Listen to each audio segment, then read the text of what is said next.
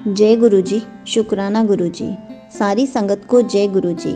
आज मैं आप सबको बताऊंगी कि गुरु जी से एक संगत ने पूछा कि गुरु जी, हम श्राद्ध में कौवे को खाना क्यों खिलाते हैं। तो गुरु जी ने संगत को कैसे समझाया। संगत जी, जब गुरु जी फिजिकल फॉर्म में थे तो एक बार एक संगत ने गुरु जी से पूछा कि गुरु जी, श्राद्ध में कौवे को खाना क्यों खिलाते हैं। गुरु जी ने हंसते हुए कहा, आज मैं सारी संगत को यही बताता हूँ कि श्राद्ध में कौवे को खाना क्यों खिलाया जाता है। कौवे को खाना खिलाने से पूर्वजों का आशीर्वाद मिलता है। कौवा यम का प्रतीक है, जो दिशाओं का फलित शुभ अशुभ बताने वाला बताया गया है।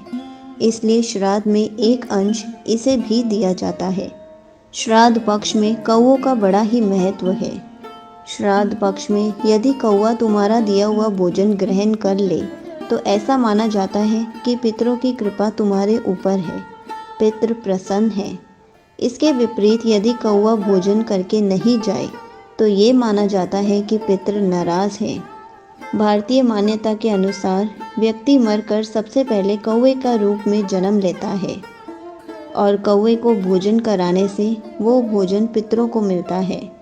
इसका कारण ये है कि पुराणों में कौवों को देवपुत्र माना गया है। सबसे पहले देवराज इंद्र के पुत्र जयंत ने कौवे का रूप धारण किया था। ये था सबसे पहला कौवा। श्राद्ध में कौवे को भोजन कराने के पीछे भी एक कथा है, वो भी गुरु जी ने सारी संगत को बताई। एक दिन माता सीता और भगवान राम वन में घूम रहे थे।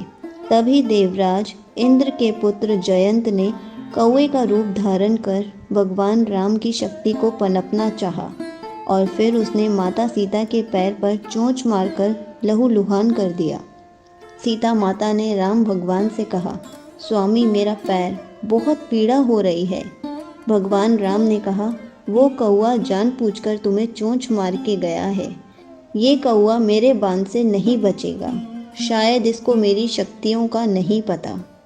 कौवा अपनी जान बचाने के लिए इधर उधर भागने लगा क्योंकि राम जी अपना बाण छोड़ चुके थे। सबसे पहले जयंत ने अपना असली रूप धारण करके अपने पिता इंद्र के पास गया और कहा, पिताजी मेरी सहायता कीजिए। भगवान राम के धनुष से निकला हुआ बाण मुझे छल्ली छल्ली कर देगा। इंद्र ने कहा, तुमने भगवान राम का विरोध किया है, मैं तुम्हें अपनी शरण नहीं दे सकता।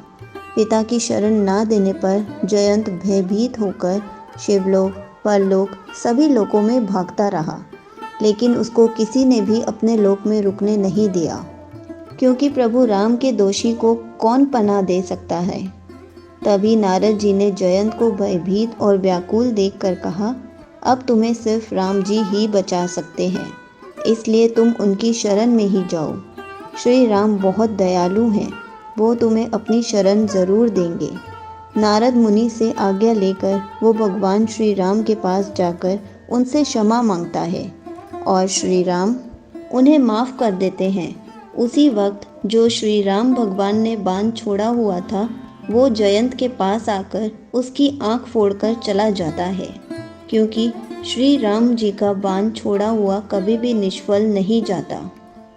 उस दिन से कौवों को एक आँख का माना जाता है। फिर भी जयंत ने श्री राम से कहा कि मुझे ऐसा आशीर्वाद दो कि लोग मुझसे नफरत ना करें बल्कि मेरा सत्कार करें।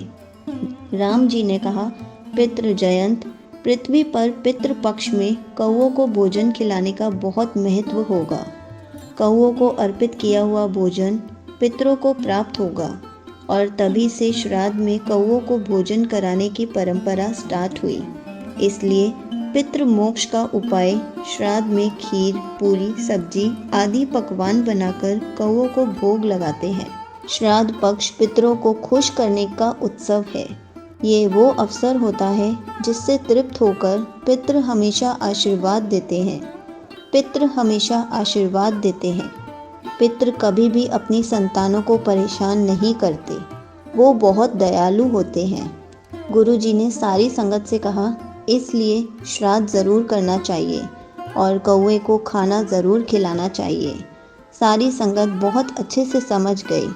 जय गुरु जी। शुक्राना गुरु जी।